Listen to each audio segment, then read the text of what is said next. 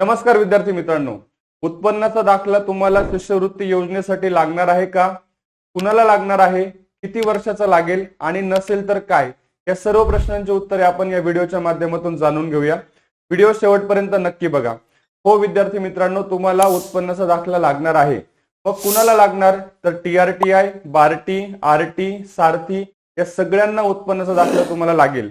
महाज्योतीला मात्र तुम्हाला उत्पन्नाचा दाखल्याची गरज नाही. महाज्योतीला तुम्हाला नॉन क्रिमिलियर म्हणजेच NCL लागेल. मग उत्पन्नाचा दाखला तुम्हाला किती वर्षाचा लागेल?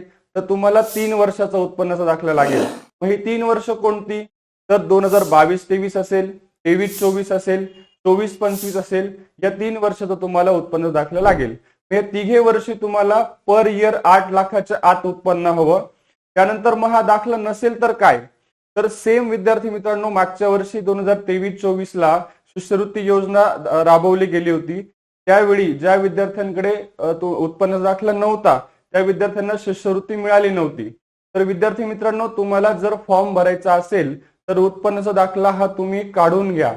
अशाच माहितीपूर्ण व्हिडिओसाठी इन्फिनिटी स्पर्धा परीक्षा अकॅडमीच्या या चॅनलला फॉलो करा. व्हिडिओ आवडला असेल तर नक्की लाईक करा आणि आपल्या मित्रांपर्यंत शेअर करा. धन्यवाद.